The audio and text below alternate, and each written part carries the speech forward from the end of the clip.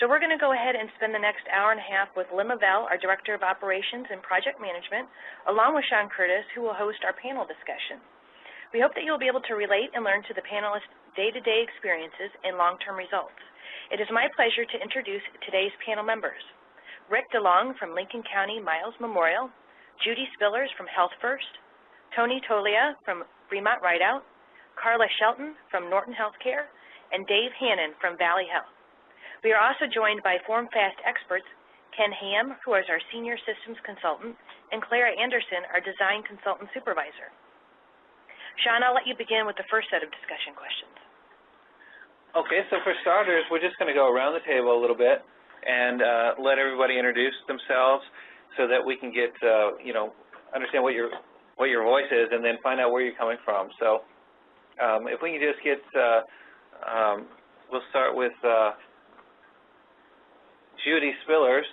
Can we get just your job title and your hospital and what it is that you do?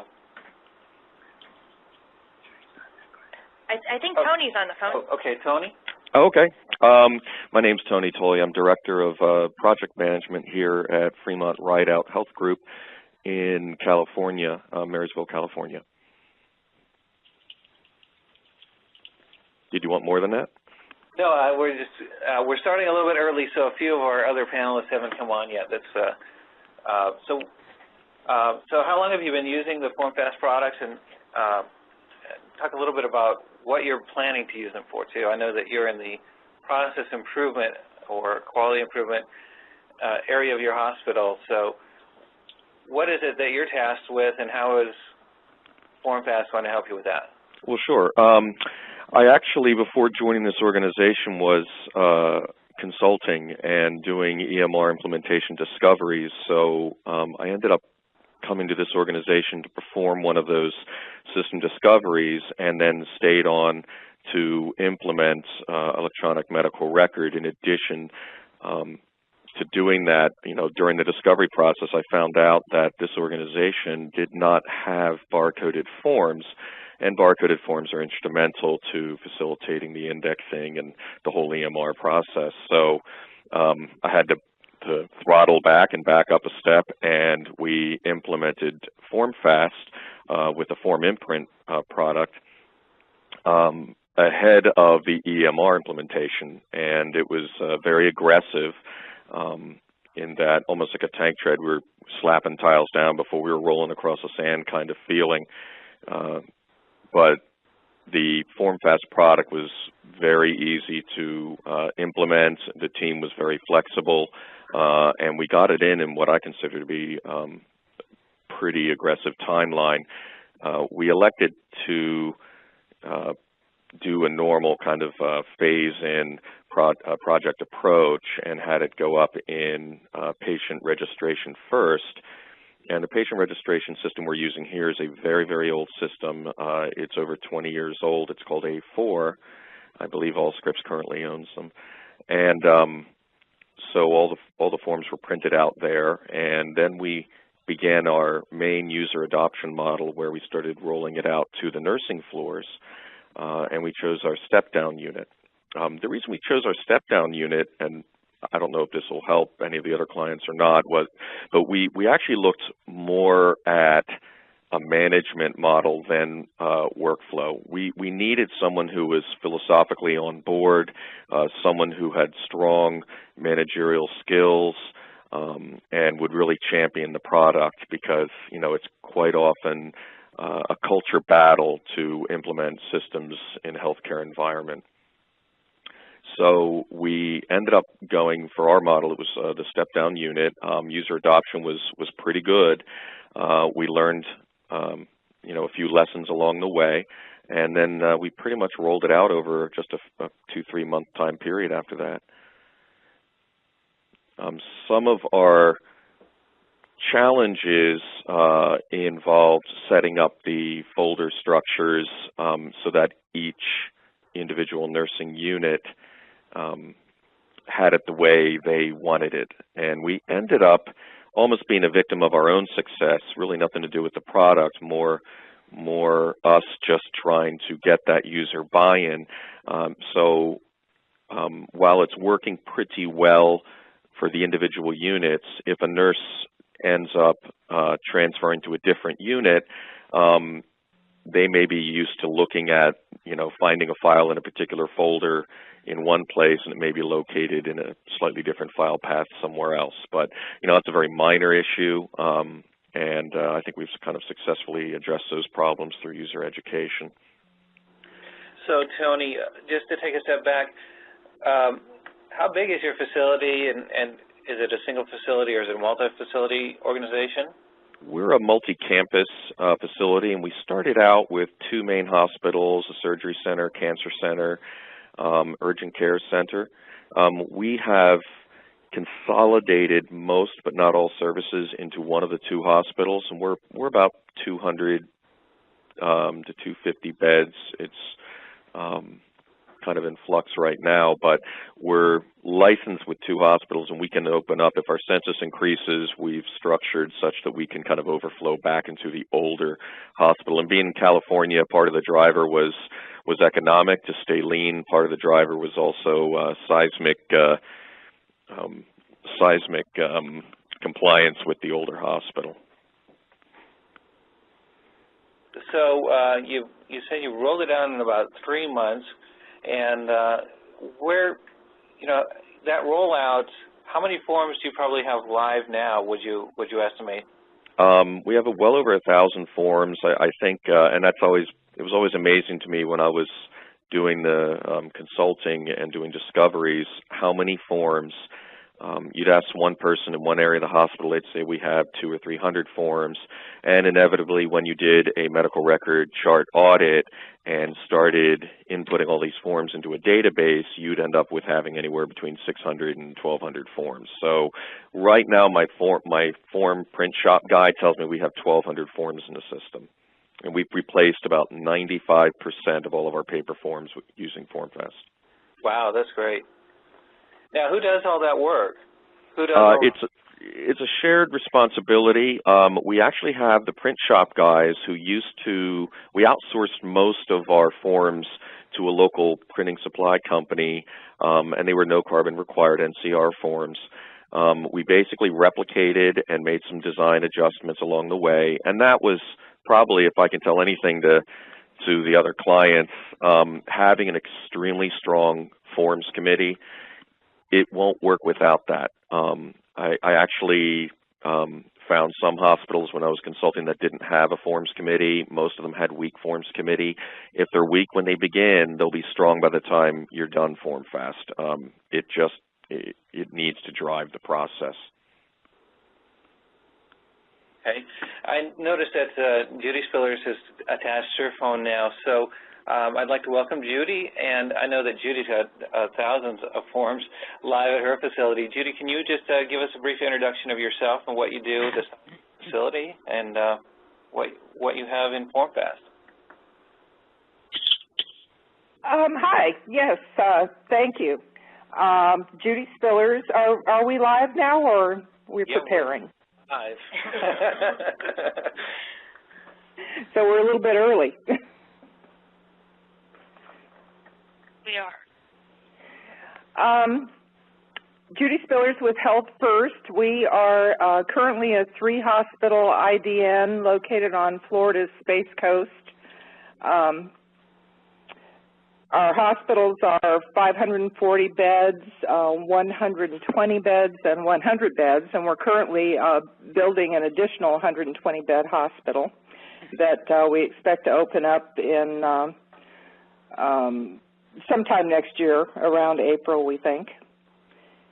And I've been in IT for 30 years. I've been with Health First for 40 years, so my experience throughout IT is pretty varied. Currently, I'm a software engineer, but I've had a number of hats over the years, including management.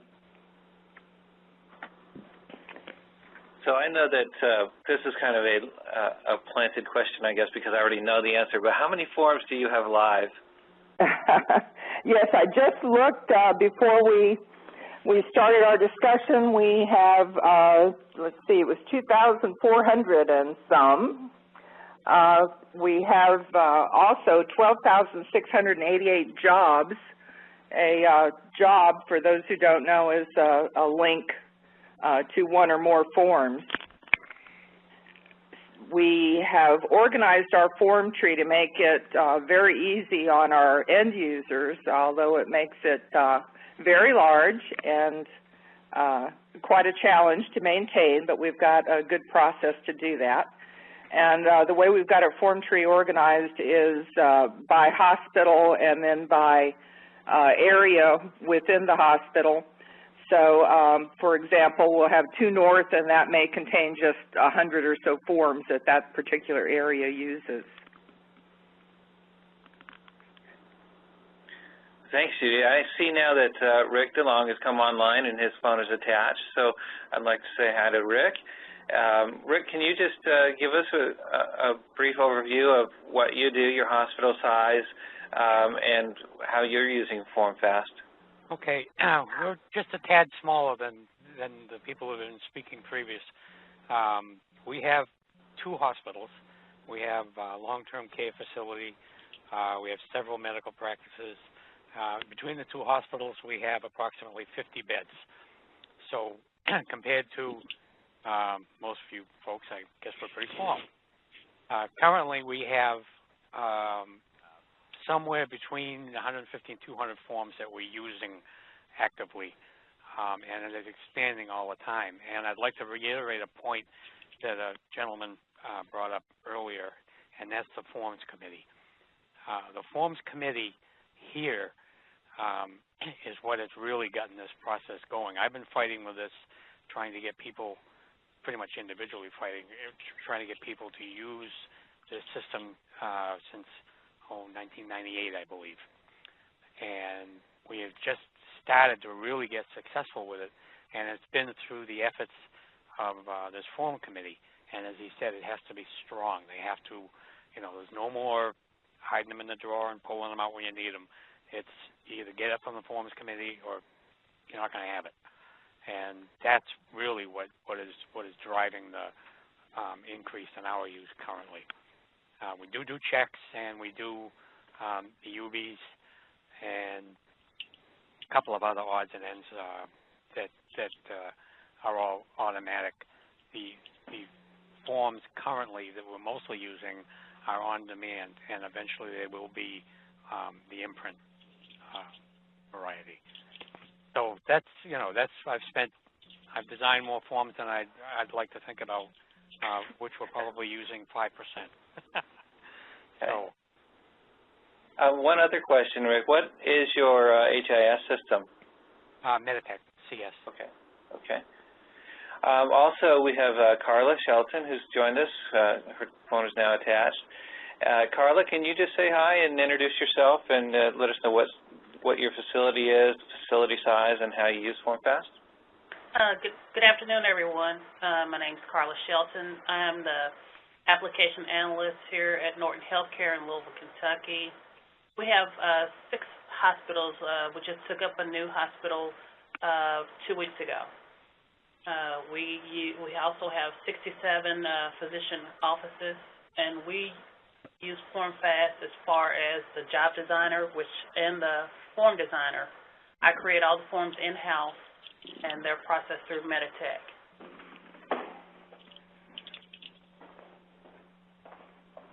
Great, thank you. And we also have online Clara Anderson and Ken Ham, both from Formfast, our technology experts here today, just to help with the conversation and any technical aspects. Can Clara please say hi? Hi. Hi, everyone. And Ken, let us know a little bit about yourself, too. Oh, hi, everyone. Go ahead, Ken. Go ahead, Ken. Okay. My name's Ken Ham, and I'm one of the senior analysts here at Formfast. I've been with Formfast since 2001, so I've been here for a little while, and I've probably worked either directly or indirectly with many of you and or your facilities in the past, and anytime you have any questions, just let me know.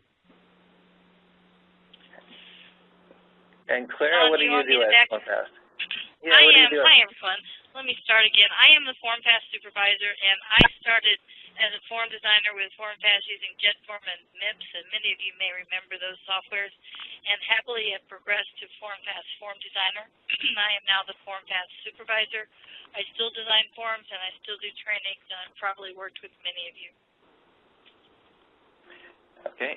And also joining us today from Formfast to help me as moderator is Lynn Lavelle. Lynn, can you say hi and introduce yourself? Good afternoon, everyone. I'm Lynn Lavelle, and probably have worked with a lot of you. So I'm Director of Operations and Project Management. I work closely with our tech team and our form designers. All right. Thank you. So we've had introductions from everyone now. We still have Dave Hannon, who is trying to attach his phone right now. So let's see. So Carla, let's go back to you. How many forms do you have live at your organization? Currently, for our physician practices, I have 125 forms plus labels for just the physician practices that I've created. As far as the hospitals, they all use the same particular forms, so we probably have about 15 to 20.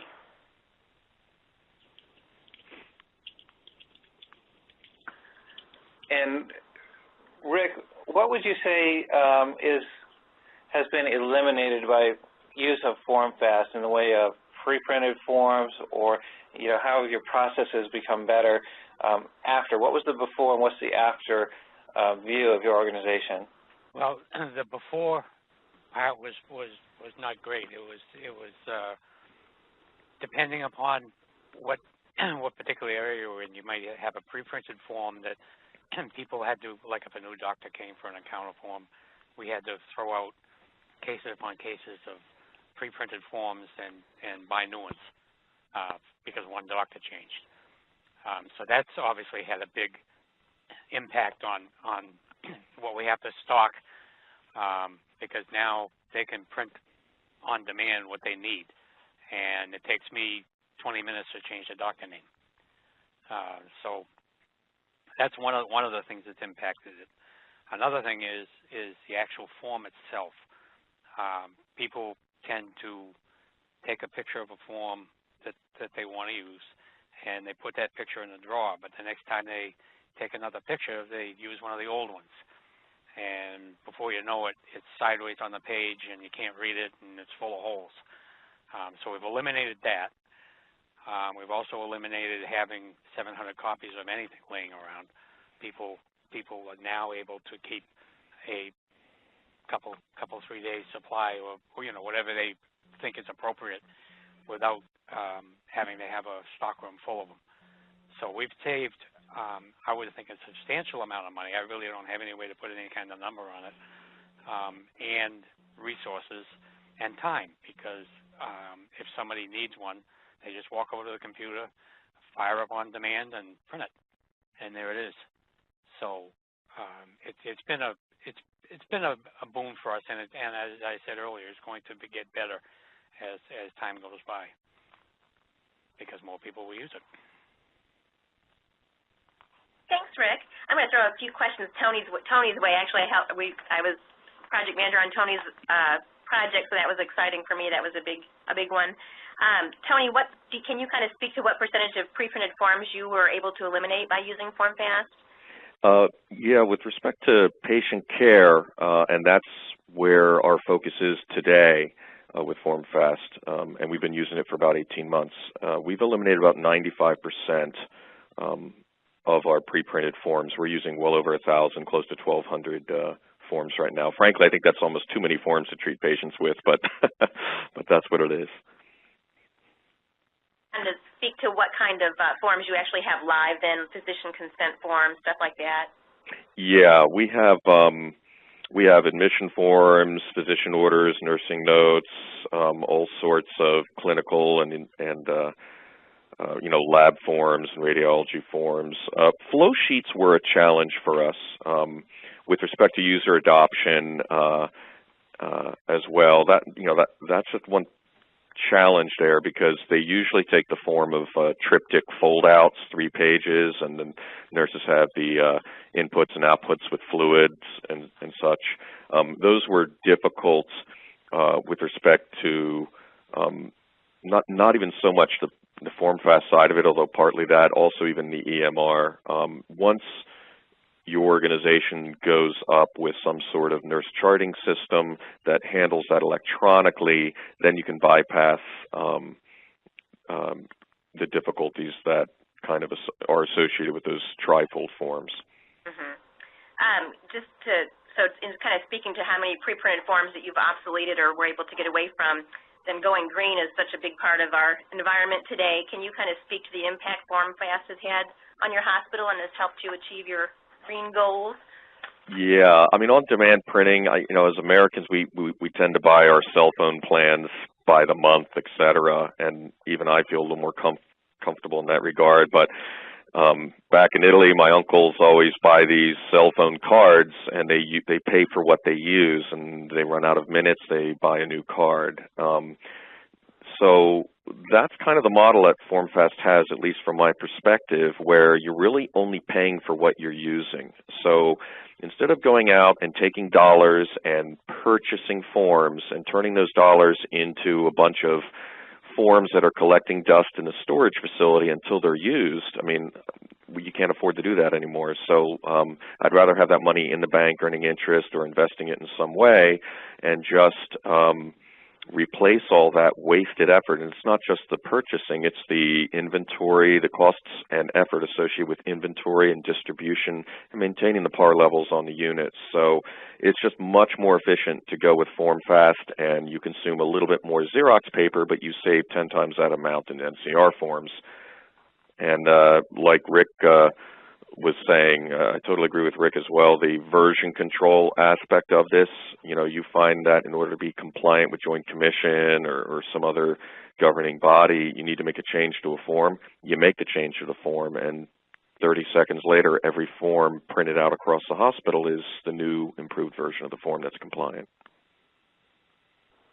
Thanks, Tony. We also have David Hannon has joined our forum here.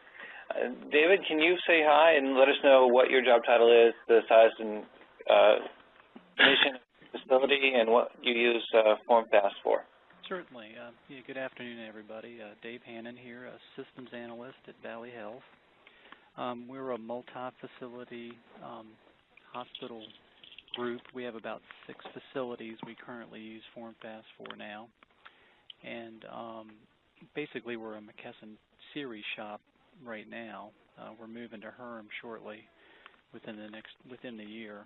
But currently, we use series as our ADT system, and we print patient ID bands, chart labels, face sheets, things of that nature at these 6 facilities. Our largest facility is about 411 beds. And our smallest is probably 20 or so beds. We also use Formfast for Lawson. We print our paychecks, our accounts payable checks, W-2s, 1099s, and third-party billing statements with this software too.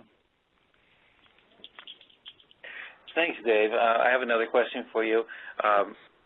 Also, your volume is a little bit low, so if you can adjust that somehow. So I'd like to ask you, what's the greatest driver for change at your organization? Why do you make changes? Why do you move forward with new technology and things like that? What's the biggest driver? Really, it's patient care and patient safety. That's what really drives our facilities. So how do stimulus funds affect your decisions? I don't know if I've gotten that far yet into all this. I know they're actively going after that money, but I'm not certain. That's an area I really don't delve into. Okay. I'm going to toss that question over to Tony as well. How does government funding drive your decisions in your hospital? Oh, it's definitely driving it. In fact, I just scheduled a meeting with all my project managers and the IT department supervisors to take a look at our project portfolio, because we need to move on this now, and definitely don't want to wait, because the dollars start to disappear, and of course then you get penalized over time. So we're hoping to implement the fast flow product, not just for back office functions, but in the clinical arena for our proceduralists, our surgeons and whatnot, to facilitate a CPOE environment, get them used to working on the screens, and facilitate their pre-op, post-op, all the perioperative order sets. Thanks, Tony. So the other driver a lot of times at organizations is the Joint Commission accreditation. So Judy, can you speak on that for just a minute? How does Joint Commission affect your job and what you do with Formfast and just in general? I don't know that it particularly affects my job, but I can definitely say that FormImprint affected our survey process. The inspectors were very pleased with all the utilization in our organization, our clinical areas. We have got every clinical form virtually in FormImprint. Probably 99+ % of our clinical forms are in FormImprint. Our nursing areas wanted to have one-stop shop, so whether it's a patient-related form or a refrigerator temperature graph, for example, it's in the FormImprint product.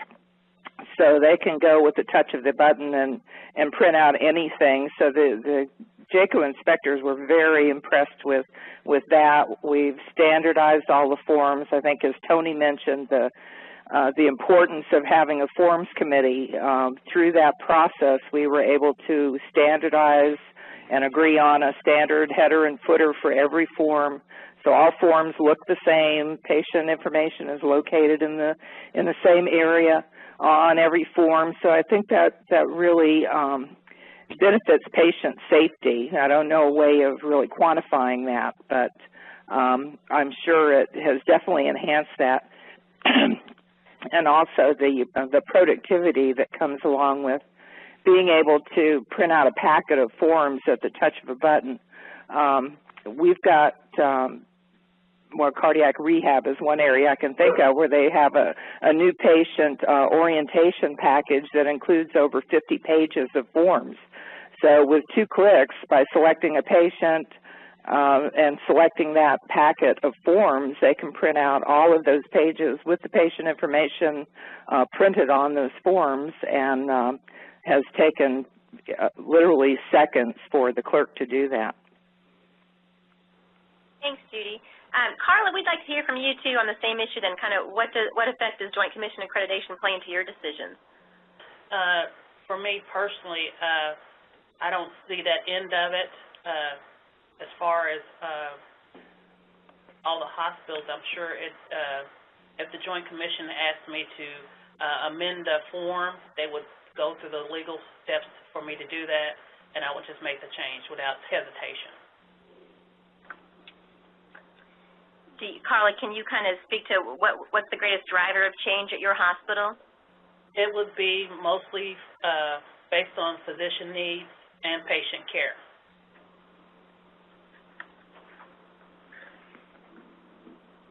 So, Judy, here's a question that we came up with. What Formfast product could you absolutely not go without? Yeah. I don't think we could take away anything. I think our end users would be screaming and pitching fits. Literally, if the system goes down or even the interface stops working or something, within seconds I'm getting phone calls. Just the end user acceptance of the FormImprint product particularly has been just phenomenal. When we first started the project to to bring the system live, we were met with a lot of reluctance, particularly on the part of nursing, because we've got a lot of CPOE projects going on, and they've just been inundated with IT projects, so the last thing they wanted to hear about was another one. So it was sort of, we had to drag them to the door, but once they really got involved with the product and understood what it could do for them, they really jumped on board, and now we couldn't take it away. Good. glad to hear. Rick, I have a question for you. Can you kind of speak to what kind of effect the economy has had on your decisions? The economy has actually been one of the reasons that we're kind of forging ahead with this a little bit more. This is a money-saving operation that using Formfast is saving us money, basically, is what it comes down to. As I said earlier, we're not investing a whole lot of money in pre-printed forms. I'm doing encounter forms, which are just a joy to design. And we're using as much as we can plain old paper that comes in a ream rather than using anything pre-printed whatsoever. On the flip side of that, the economy is kind of holding down how many people can. Pretty much, I'm the solo guy. I do it here. That's it. We can't afford anybody else at this point. So, and we're a small hospital, so it's not like it's an impossible task. It's just economy is kind of egging us on to get this done, but it's not it's not a major portion of it. Gotcha. Thank you. Carla, can you tell us a little bit what effect economy has had on your decisions? Well, as of December, we brought the form design in-house, so that saves us some money as far as having to create new forms and send them to you all to design. So that saved us a lot of money, and right now we're looking at possibly having the downtime applications that you all have.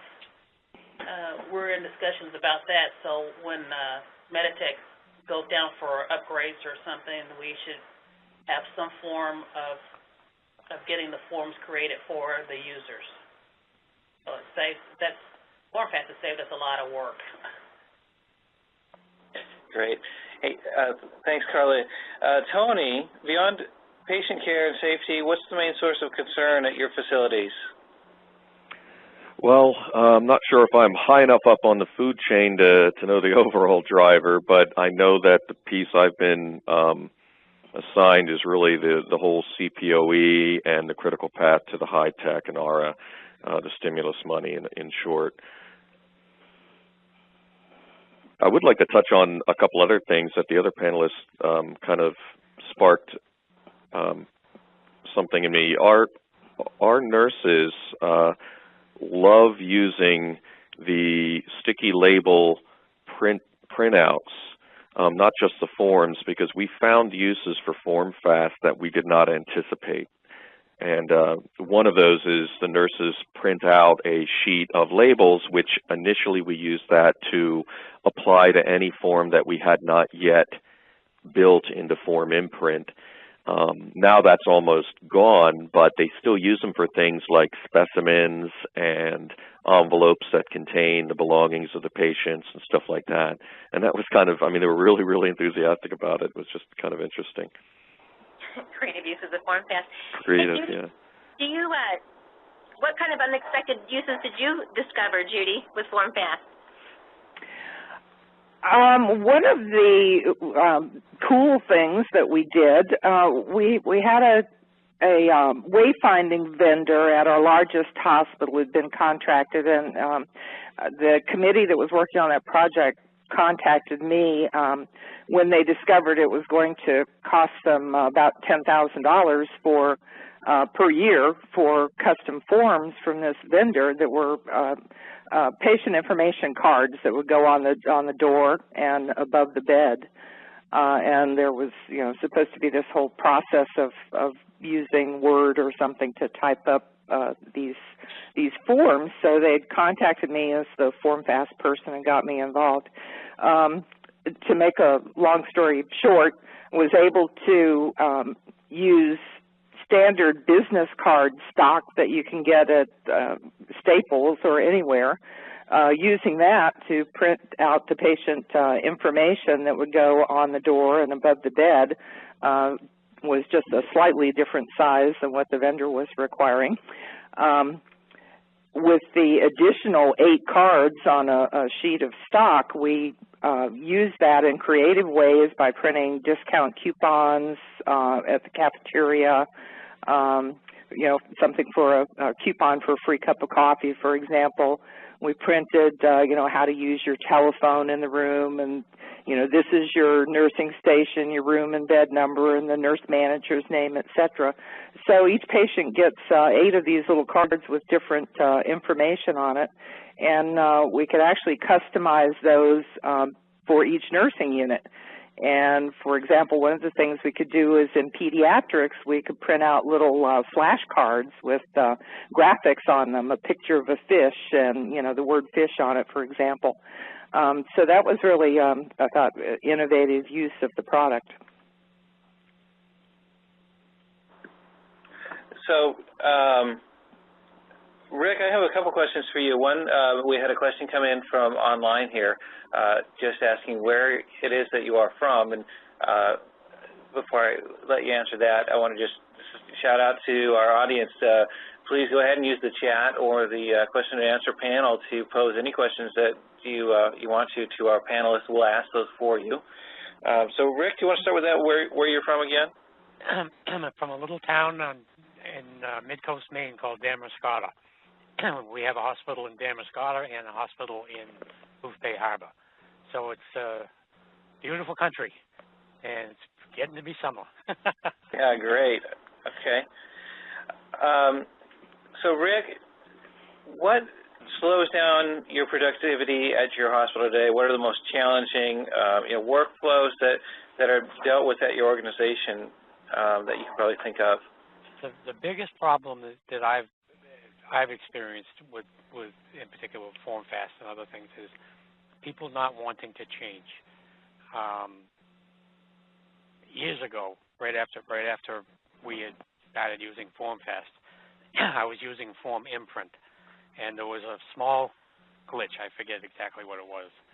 It had something to do with doctor for a newborn or something, and that one problem pretty much ended the imprint process for a few years.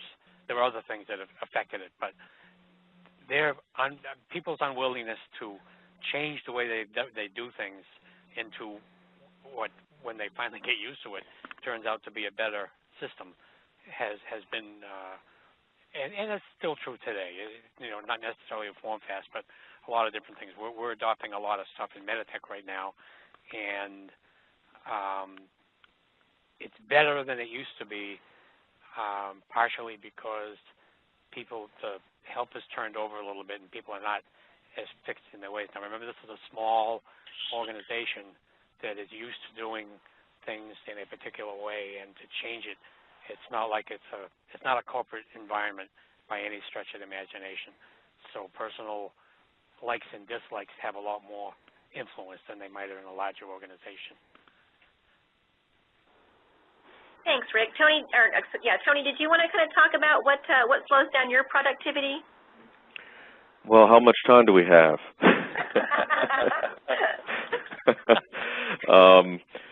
Really, a lot of this really does revolve around culture change.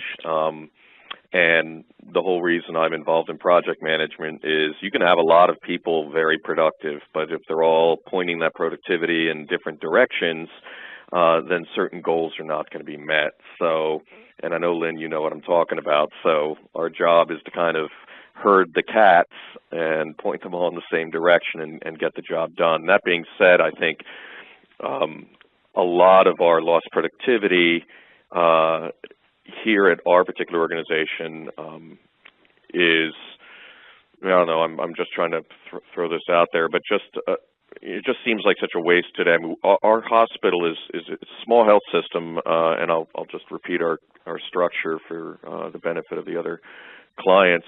We have 2 hospitals with most services consolidated into one. We're building a new tower. We've got an urgent care, outpatient surgery, cancer center, and then we also have some long-term facilities. But all of these are located within a 50-mile radius. Most are located within a 5-mile radius. So, and I see one of the other clients logged in here is Temple University Health System, and I used to actually work there. So when I had to go up I-95 to Lower Bucks Hospital, that was an afternoon trip for me. It was 30 miles up I-95. Well, here I can be across town in 5 minutes. We have a lot of lost productivity in just traveling back and forth, and the inter-office mail, using couriers, and having papers sit around. And I think that Formfast as well as Fast Flow just help facilitate that whole piece of the pie. I knew you'd be a good one to ask. So that being said, then, Tony, what workflow, or what are you looking at the next thing to update as far as workflow at your facility? Well, I really am intrigued with some of the stuff I heard around here, on this series, like including using Fast Flow for physician queries to decrease the DNFB. That's brilliant. Why didn't I think of that? I'm going to definitely bring that to the attention of the CIO, and we're going to start moving along that vein. I think it makes perfect sense when a physician's in the EMR for him to be able to, or rather a medical coder in the EMR to be able to just do some content sharing and pull up a form and then target a physician and send it on its merry way. I mean, that's going to cut a lot of time out of a manual paper process. And we actually employ several nurses who round the hospital chasing down physicians with questions from our coders. So it's much, much more efficient to do what you guys suggested, and I'm definitely going to pursue that with vigor. Thanks, Tony. Hey, Dave, I have a question for you. So what's the most challenging workflow at your hospital to manage, and what slows down your productivity? And then the follow-on question to that would be, what are you looking to do next at your facility? What workflow, based on what you heard today, or based on what's happening at your facility, might be your next candidate to be automated? Yes, Aaron. Probably our most challenging is the fact that we are so decentralized.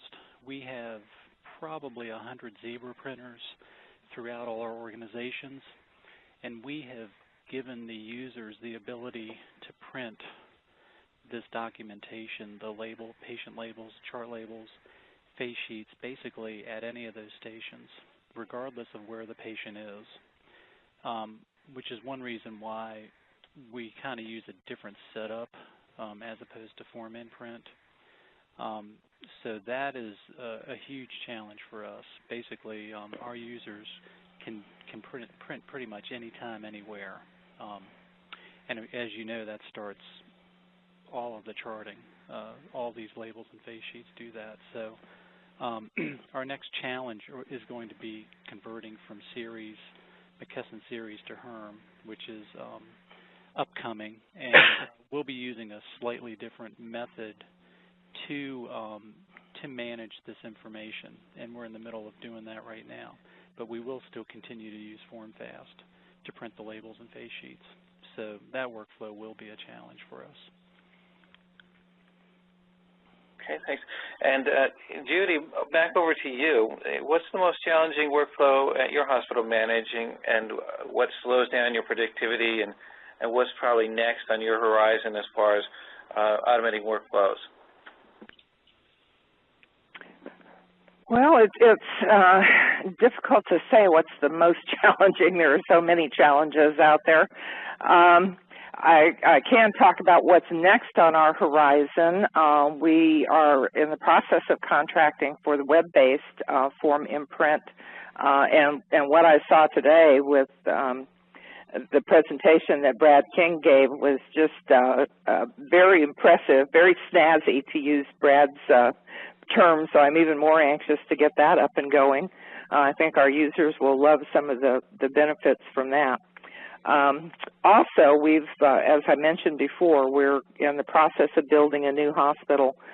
With that new hospital, we are trying to become paper light, I'd say. Initially, the paperless was the term being bandied about, but I don't think paperless is actually possible.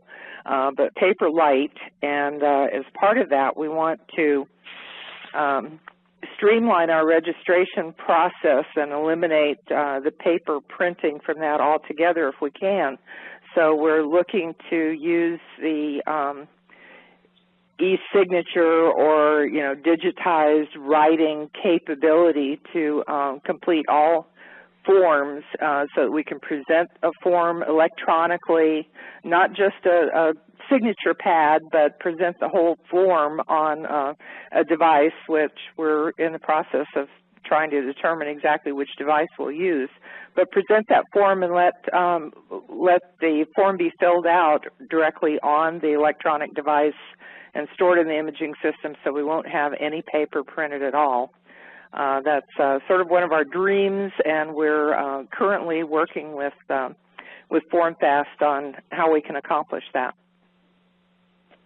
Thanks, Judy. Carlos, now we want to hear from you. What are your most challenging workflows at your hospital to manage? And kind of as a follow-up, then where do you see going next? What other improvements are you going to make via your workflows? I can't really speak to the workflow process because everything seems to, the nurses and the medical assistants that use the physician side are pretty good at what they're doing. As far as where we go next, like I said earlier, we're looking at the downtime application for when we take Meditech upgrade, so that the users will still have the capability to print their forms for the patients in the hospital, as well as the physician practices.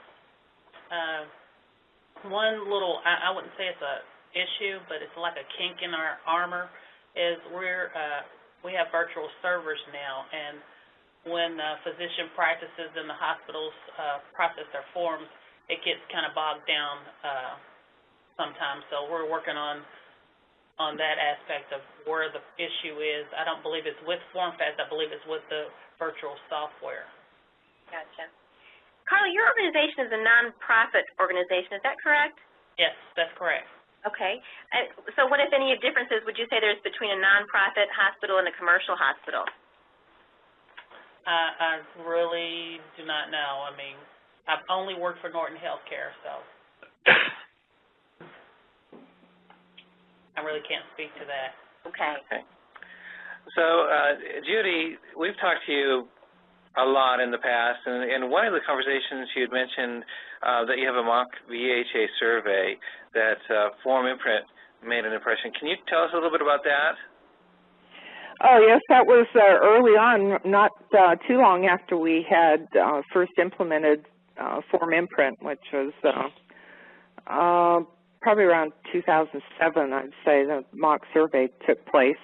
And we have VHA inspectors who do that for us, and they were actually so impressed with our use of the product that they said that they were going to actually take it back to the VHA executives and recommend it as a product that they put in their product line. So I'm not sure whatever became of that, but it was very impressive to them. Thanks, Judy. Rick, I've got one for you. You've been using our product since around 1998. Can you give us your opinion on the reliability of our products over the years? Anytime anybody calls me up on the phone and says they're having trouble with Formfast, I say to them, what did you do wrong? because I would say 99.9% of the time, first of all, it's usually a check. Second of all, they have sent through a reconciliation rather than a check, and they don't understand why it won't print out. So what I'm saying is that Formfast has been extremely reliable. I'm running it on a pretty simple inexpensive server, which doesn't have a huge amount of capacity in either memory or being new or speed or anything else, and it is quite reliable. That's been, if anybody asked me about Formfast, that would be the first thing I would come up with, would be reliability. Once you get it going, boy, it goes, and that's it. That's great, Rick. Thanks. And you had mentioned early on about some of the benefits you had with Formfast and eliminating pre-printed forms. Just for our audience, can you kind of talk about how you use pre-printed forms rather than, or how you use on-demand forms rather than pre-printed forms, and what are some of the issues that you found that were associated with those pre-printed forms before you moved to Formfast? Oh, the pre-printed forms, and primarily what we were spending the most money on was physician encounter forms. I'm sure everybody knows what they look like. They're a nightmare to design and maintain. However, they're also very expensive to buy. So what we've done, and it's kind of slowed down now because of some changes they made, but what we've done, I've designed forms that they print, and because of our particular printer setup, we've been unable to put anything but labels on them. But the form itself has, let's say the practice has 10 doctors. Well, 10 doctors are not going to sit still for too long. So that means that every time one of them is out the door and somebody else is in the door, I can now quickly and easily adjust that form without throwing, reams and reams and reams of pre-printed forms away. That's been a huge advantage over the years for us. It was not one of the first things that got implemented because it took me a while to learn how to design them. But between the ability to quickly change and not have to keep them around, it's been a good. It's worked out really well. It's been one of our stronger accomplishments. That and the checks. The checks are another one that's ironclad. They come out of Meditech, go through the preparer software, and on the check. And it's another one. Like I said, I never hear from them. Once in a while, somebody will print a reconciliation onto a check in error, and that'll trip up Formfast, but only for a while. Awesome. Thanks, Rick.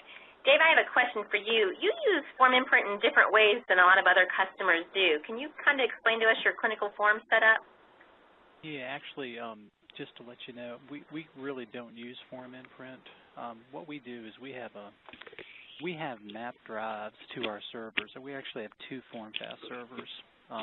They're redundant servers, and what we do is we channel the information, which are essentially flat files from series, into the job designer, basically. And that is how we manage printing to the different Zebra printers and face sheet printers. So essentially we have a map drive to the AS400, or several map drives for each facility. And that's how we manage printing throughout the organizations. And we use key elements within the flat files that determine where to print and what to print by using the criteria logic within the jobs.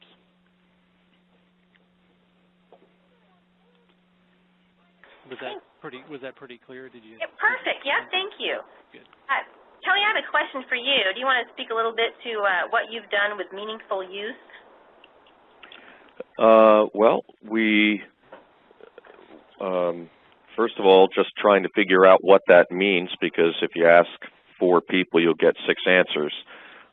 So right now we're engaged in some research, we're engaged in grant writing, we're engaged in, we're running Formfast throughout the whole organization, which has facilitated our EMR, which is a component of it's one of our critical installs on the road to meaningful use.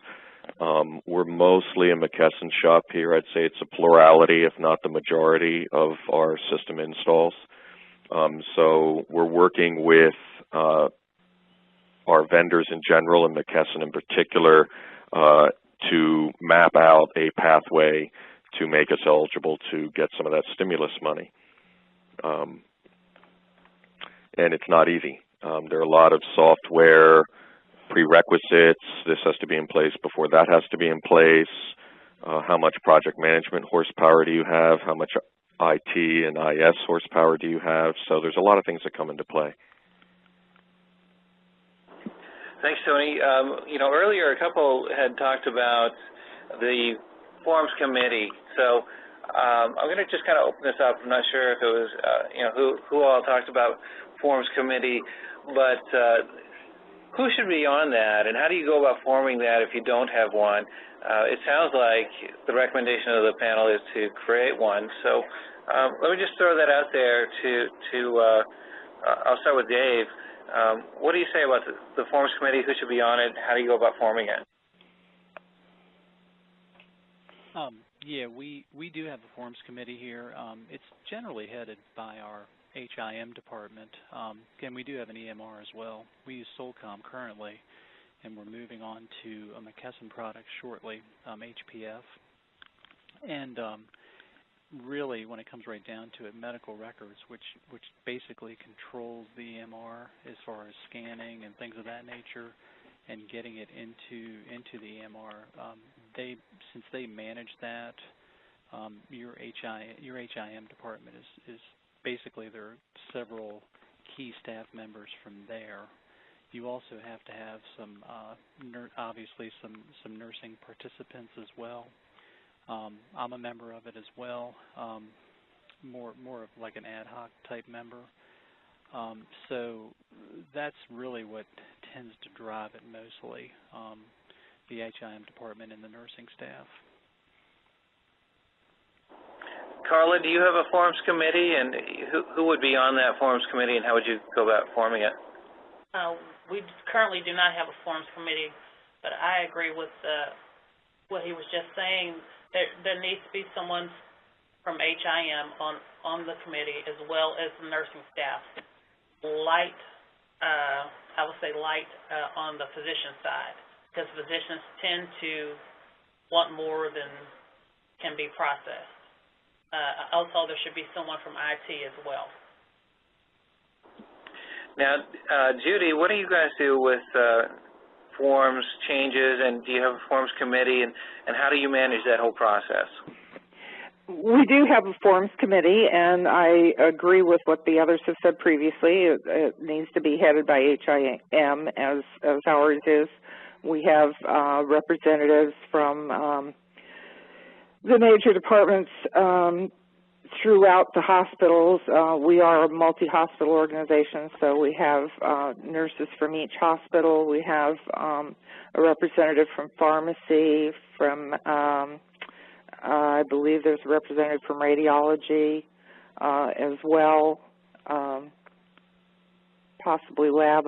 I don't recall. I haven't been to the Forms Committee myself in quite a while, but IT is on that committee as well, and certainly the person who, in our organization, we have one person who is responsible for form changes within Form Imprint, and it's almost a full-time job, and she sits on that committee as well, so that any form changes that come through her, it's her job to make sure that if it requires review by the committee, it does go through there. And as we all know,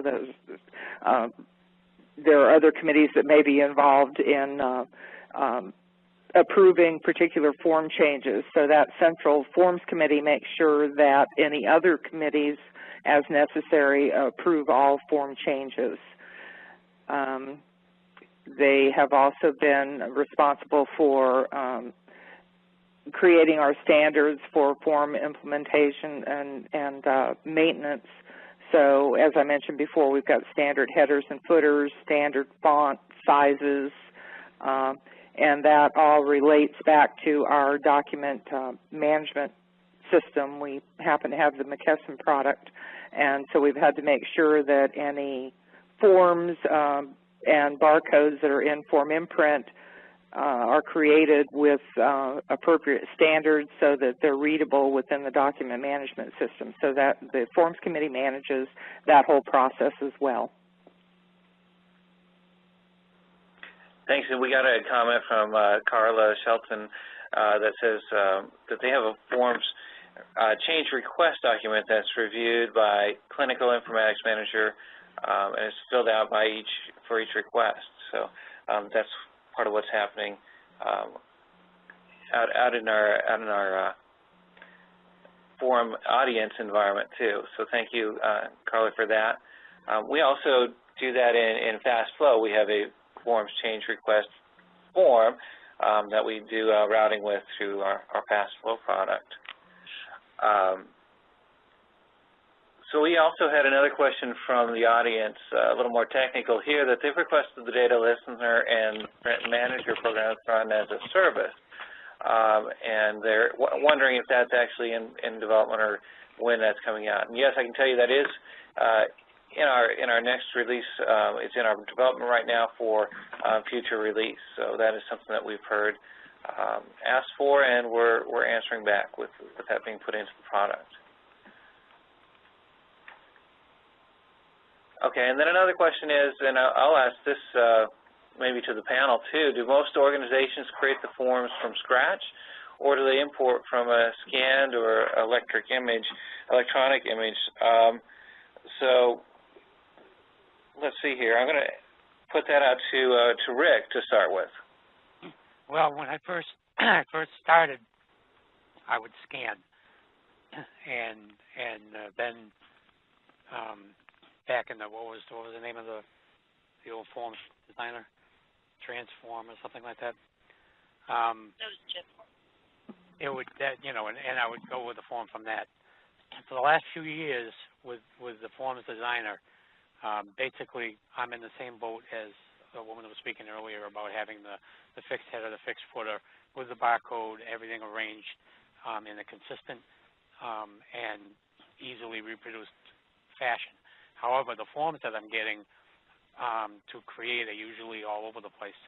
So what I have to do is design it onto the page as I go to make it fit and make it look, like it makes sense. I wouldn't want to have two headers on every page. So scanning has pretty much been out the window for me for quite a while. And I've found that it's just as quick to do it from scratch, unless it's something very unusual. Okay, so Rick's been with using Formfast for quite a while now, and on the other end of it, we have Tony, who's relatively new. What's your take on that, Tony? Do you feel that your form design department is creating from scratch, or developing by scanning in or bringing in electronic copies? They develop from scratch. Okay. I also wanted to make a quick comment regarding the Forms Committee. Medical records, nursing, IT, in my case it's materials management who run the servers. And pharmacy is really important because usually the governing structure for most places I've been to is you have your pharmacy and therapeutics committee, which approves some of the form usage. So it's pretty important to have pharmacy on your Forms Committee. And the only one I didn't hear mentioned was patient access or admitting. We opted to include that partly because it was an artifact of that's where we went live with first in our pilot. But also, I think in hindsight, it turned out to be a lucky decision for us because they just know so much about the patient flow and the admit discharge transfer process that we found it was useful, and the forms associated with all that ADT, we found it was useful to have them on the Forms Committee as well. Okay, great. At this time, I want to introduce Rob Harding. He has a couple more questions for you. Hi, thank you all for being there. A special hi to Rick DeLong. Miles was actually I think our second installation, and Rick was very patient with us and solving some problems. So it's good to hear you out there, Rick. Good to talk to you, Rob. Great. So I guess questions, the kind of things that I look at, in looking at where Formfast should go next are, I guess questions of scope. We've allowed our customers to print forms on demand. We're now filling them out, online, and we see, areas that we butt up against, and because I've always thought that one system that controls everything for documents and forms and procedures is preferable, and so the question is, how far do we take it? Some of the areas we butt up against are, the pre-printed forms, typically often fall out of our scope because they're not in love with us because we're creating forms on demand. We have some issues with some of these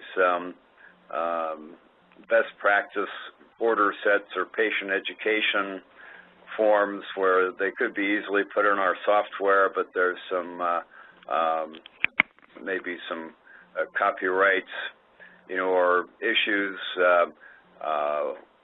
We don't hear much from our customers about report generation, just use of the product as a report writer, which it does quite well. So, so the kind of things that I look at are, should we be contracting, with more, with some of the best practice, forms producers? Is there a way we can work better with forms vendors? So, I think we do the things that we do fairly well or very well, depending how egotistical you want to be. But what are the areas where we're not involved, as Formfast, and what could we do? What could we do to increase the scope of what we're doing? I guess that would be a question I would put out there, bearing in mind there's, we have managed services. We can do anything from having people on site managing forms control to most anything you're looking for. But where would you like to see us go next?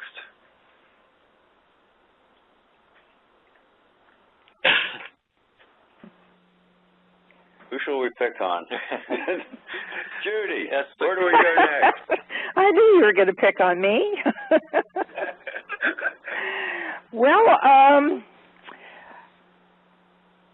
what I would like to see is better education of the users, and perhaps I'm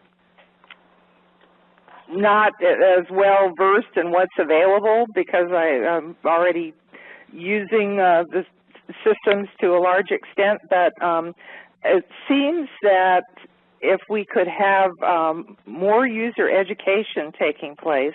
I get a lot of questions from other organizations about how to get started in this whole process, how to maintain the system, some best practices. One thing that was mentioned just a little while ago was the scanning in forms versus creating from scratch, and it seems like most people are creating things from scratch and having a hard time. One thing I did was create a Word template that is already laid out in our standards with our standard header and footer, and shows users specifically how much real estate they have to work with in creating the body of their form, and we make them use that Word template to submit a new document, and then we can just easily scan that into the system. But some way of creating, whether it's through the website or some personal user group meetings. I know that the virtual meetings are great, but sometimes you need personal interaction. But a way to share these best practices and get more education going among the end user community so that they can use to the full extent the capabilities of the products they've already purchased. Did I make that clear? Yeah, so that's a great, comment that, the software does a lot, but we could do the challenge is to have everybody know what it does and to provide educational tools that are very easy for the users to distribute. So I hear you. What else? Does anybody have any issues with coordinating between our electronic forms and pre-printed forms? We don't find ourselves working with forms companies very much yet. Our forms and their forms together, are all part of the same deal. We wonder how we could structure ourselves better to be more helpful.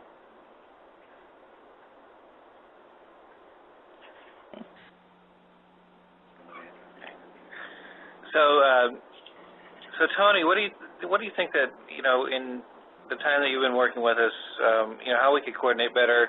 That you're in a position where you see a lot of applications, a lot of challenges, a lot of different personalities that you work with, and both in training and rolling out to end users. And so what's your opinion on how can Formfast be better and serve you better, both in technology, education, giving you the tools to be more successful?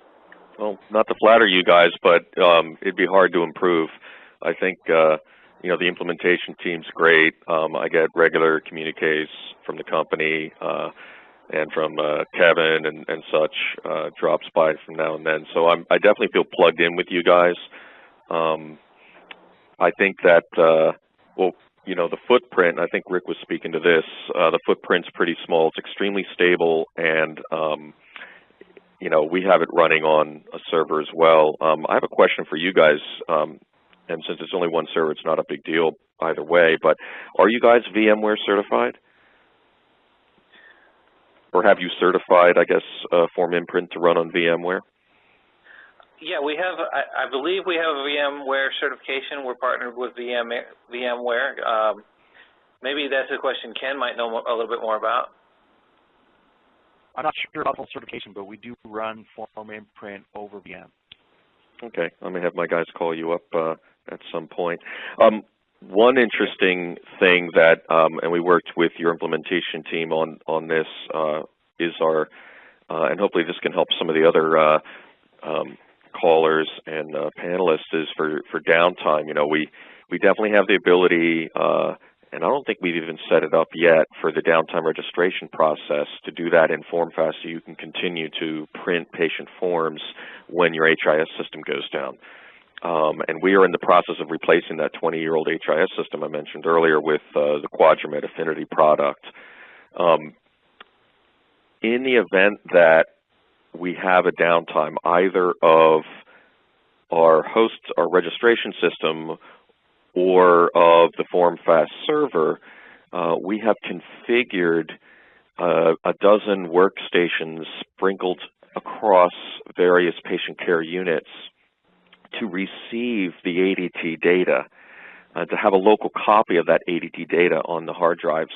And we have a printer that's plugged in directly into that PC, so that if we lose registration, or if we lose Formfast, or even if we lose our intranet capability, we can still print our patient forms from these designated, kind of like the Bat phone, that was red in the old Batman series. Well, we have these downtime PCs with local ADT data, so they would be able to print any form up to the minute that we lost connectivity with the server for whatever reason.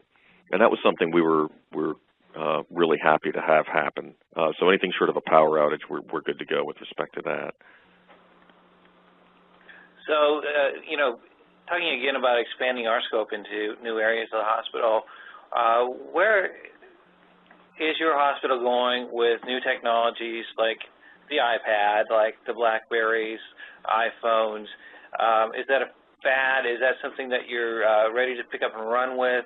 How is that taken in both the clinical, I know the nurses side of it, and the physician side of it. How's that picking up? And I'll start with Judy because I know she's got some interesting things going on there. Well, I think healthcare in general is probably slow to adapt new technology. It's difficult to make changes in a distributed environment like we have. We're still operating on old operating systems and things. It takes forever to change. So I don't know how soon it's going to be before we get around to using the iPad. But that's what we're trying to implement in our new hospital to get a little more current. I would love to be able to use something like the iPad and our digital writing to get our forms into the system. That's the current project that we're working on, and hopefully we'll be able to implement. Don't know that the device will be something as current as the iPad, but something similar to that. And we're looking at trying to bring costs down also as much as possible. The cost of the hardware is prohibitive in that type of an application, and so we continue to look at different pieces of hardware to try to do that as best we can. Don't know if that exactly answered the question that you were anybody else on the panel want to talk about whether or not the use of iPads or iPhones or Blackberries could be something that we should look at? Is that something that you're concerned with, and how would you like to use those?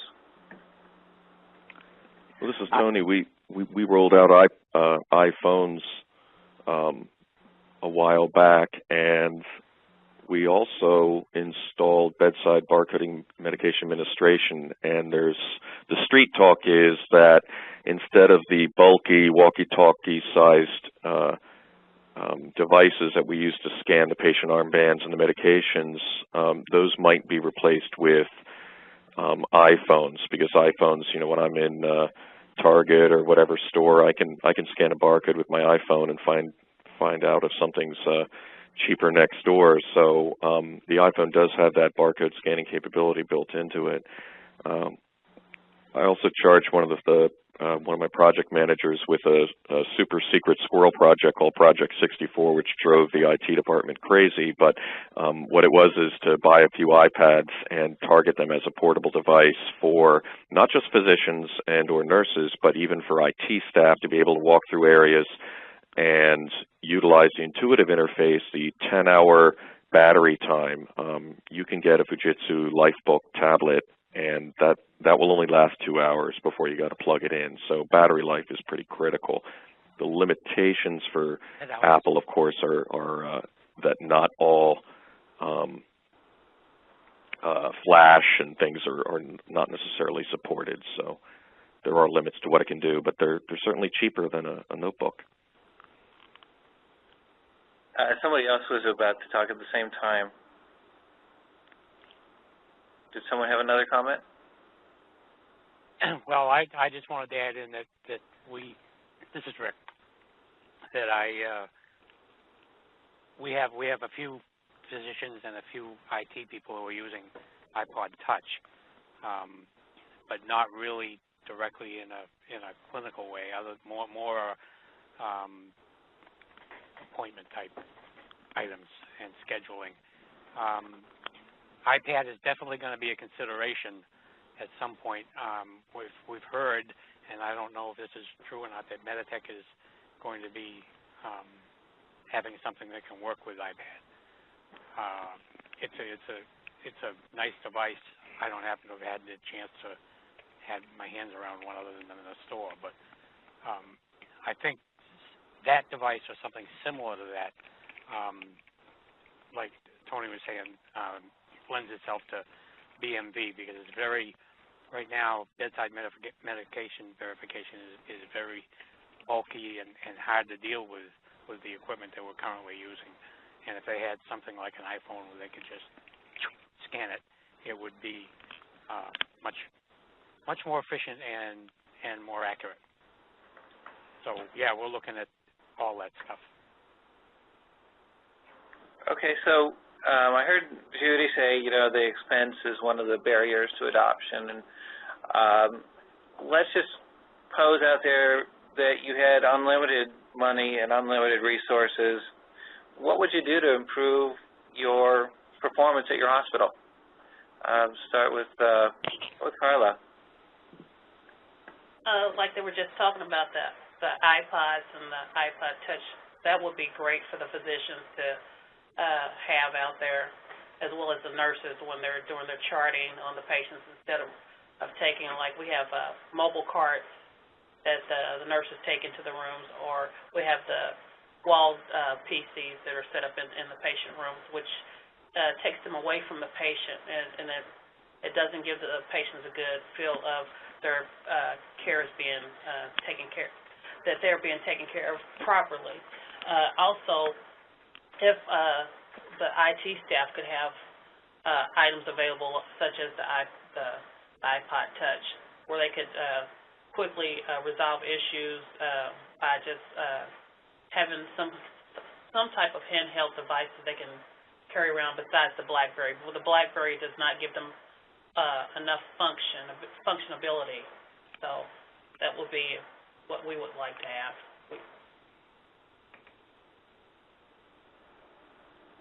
Okay, so Dave, going down the list here, just to Dave next. Given unlimited funds and unlimited resources, if there were no barriers, what would you do? What would you be able to do to improve the performance at your hospital?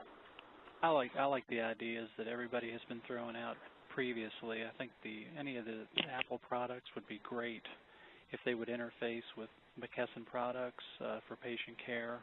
The scanning, it sounds like a great idea. We currently use mobile carts with tethered scanners, and some are untethered, but for our medication administration too, that all sounds like a really nice improvement on the way we do things. I like that idea. Great. And Judy, let's pretend you had unlimited funds and unlimited resources. How could you improve the performance at your hospitals? Well, I'm going to take a little different tack. Rather than focusing on hardware or even software, what I would do is, bring in the consultants and getting back on the education theme. What I see that limits us is just our ability to get these projects up and going fast enough, because we lack knowledgeable people within IT. We just don't have enough resources to get things done quickly enough knowledgeable, trained resources. And not that we don't have wonderful people that we do have, but products are constantly changing and evolving. The software is changing and evolving. It's extremely difficult to keep up with everything, and I'd say all of our resources are spread too thin. So if I had a magic wand, it would be bring in some more knowledgeable resources to get the things we've already got working to their best ability. Thanks, Judy. And we hear that a lot too. The knowledge workers and keeping people focused on really what they're hired to do, and not getting them distracted on these type of projects. And so if I can give a little plug for Formfast, that's why we've increased our form design staff and our consultancy staff to provide that knowledgeable worker to organizations, so that they can offload some of those tasks over to us and give you that expertise. So thanks for giving me that lead in. I know that you're welcome. not pre-planned. I just have to plug there. So over to Rick. Given unlimited resources and money, what would you do to increase the performance at your hospital? Well, I guess I'd have to split it between the two previous people. I absolutely agree that better utilization of what we currently have through consultancy, education, whatever it takes, is probably the better investment of the two at this point in time. The as far as hardware and software, yeah, my particular institution, there's a lot of places where we could improve. Our hospital wireless could be upgraded and made much better. Our plain flat-out infrastructure could be better. We could have better connections here, there, and everywhere, and we could have better equipment. I think the equipment cost is going to be less than it currently is. For instance, I'm hoping that something works out with an iPad-type device that the nurse will be taking into the patient's room with a doctor and doing their charting, whatever they have to do in there. Those items are acquirable for under $1,000. We are currently using a C5 device for bedside medical verification and some charting that costs between $2,500 and $3,500. So I see the price hopefully getting smaller in that area, and some of that money should go to the education side. That's, I guess, human resources are renewable, hardware is not.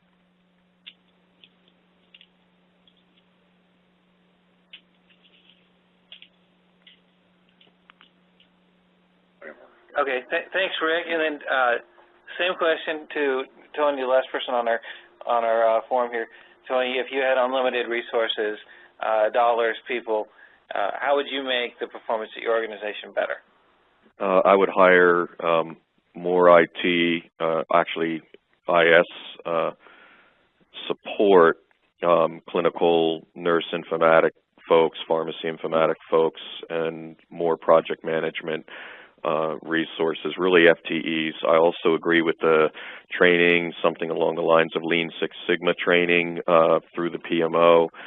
And then what I've come to understand, and maybe I'm wrong, is the iPad is actually a cheap alternative. The devices are $500 to $800, depending on whether or not you want just Wi-Fi or if you want that 3G mobility through the cell carrier wave. So compared to a PC, at least a Fujitsu Lifebook or even a robust laptop, they are a little less expensive, and one could drive a virtual PC using an iPad and run some McKesson software. We're running McKesson's Physician Portal and some other McKesson products right now from iPads. It's still in a pilot phase, but the guys have been working very hard because they're extremely enthusiastic about their new toys. The last thing I'd like to say is if I had unlimited funds, I would probably put PCs or wall-mounted PCs or laptops at almost every bedside, because I think having a PC instead of a cart or a computer on wheels or a workstation on wheels, they can be clumsy and they can be scarce to find at times, but actually having a workstation at every bedside, I think that's probably the future. I could be wrong, but the ability to chart medications, to chart I&Os, all that charting on the patient right there is and handled by a PC that can run the software natively. I think it's an expensive proposition, but in the long run, it might actually balance out. All right, thanks. Thanks, Tony, and thanks to the panel. One question here from Rob Harding again. Yes, one more question, or I'd love to get some feedback, and this is in the area of online documentation. We're involved with a lot of hospitals who are increasingly collecting information online, and they're able to see it through dashboards.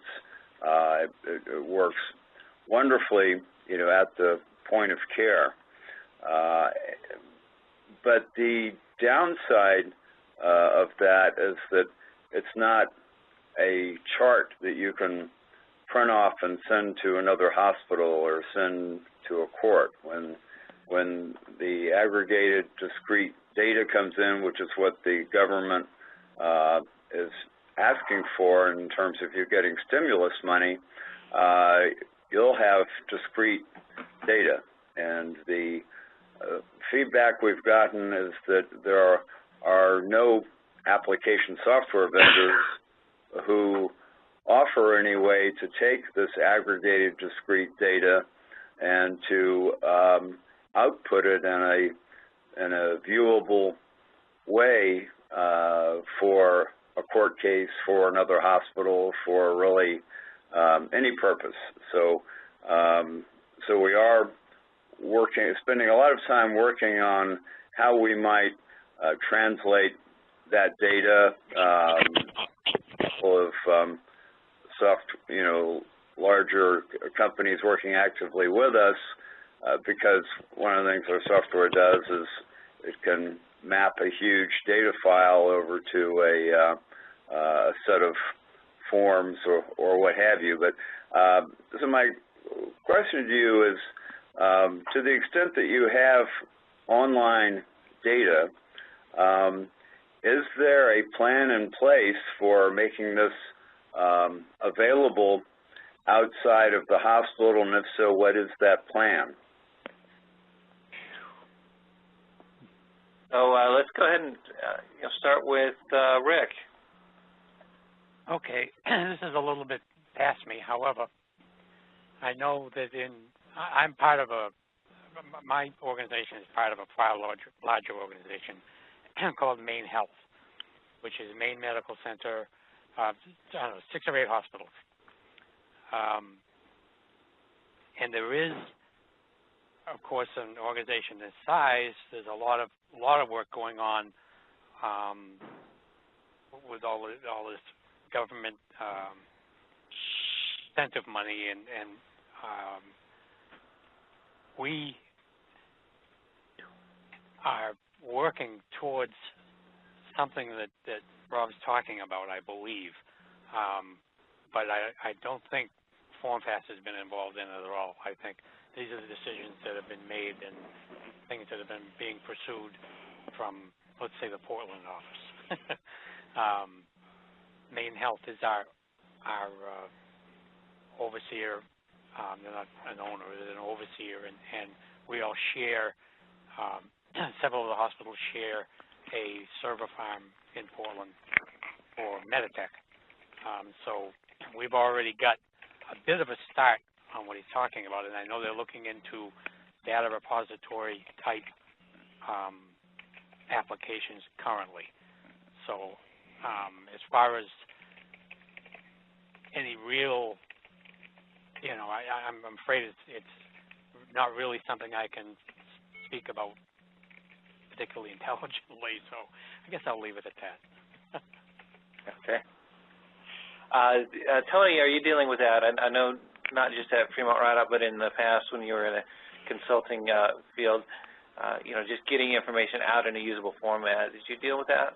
Yeah, we have, and I think probably most hospitals have really REMR is a document imaging system. It's a amalgamation of discrete data that comes from our radiology and lab systems, but it also consists of scanned paper forms that was printed out on the nursing units by Formfast with the barcodes to facilitate indexing. So REMR is a McKesson product called Horizon Patient Folder, and there's something called, let's see, I think it's called Adobe Factory or something, that when you plug that in, you can actually generate a PDF file of the entire medical record, and you can send that off-site either to the patient or to a physician office or to, with the appropriate releases, I guess, to a law firm or to physician billing, however you need that to happen. All right, thanks, Tony. I'm getting ready to wrap up here. We've got 15 minutes before our next set of presentations, so we're going to give some people a break. But if anybody on the board or on the panel here has any closing comments they'd like to make, I'll just give you a second here, and if I hear anybody say anything, I'll let you talk. Otherwise, I'll turn it over, so I'll give you just a second here if anybody has any other final closing comments. The only comment I'd like to make, this is Judy, is, keep up the good work. This webinar or virtual user group or whatever you want to call it is wonderful, and I hope we can look forward to many more in the future, as well as anything you can do on the website to enhance collaboration among the user community. Great. Okay, well, I'm going to turn it over to Laura. We do have 15 minutes before our next session starts, and I'm going to turn it over to Laura. Great. Thanks, Sean. I appreciate it. That was some really great discussion today, and we certainly appreciate the time and effort that our panelists have spent with us today. We are going to take a short break here. We encourage you to stay online. We're going to reconvene at 1:30, and the final segment for the day is going to be new to the agenda this year, and it's our executive seminar series. And Zach Hammerman is going to be joining us to talk a little about SAS and the implications of the legal implications of SAS. So please stick around, and we'll see you all at 1:30.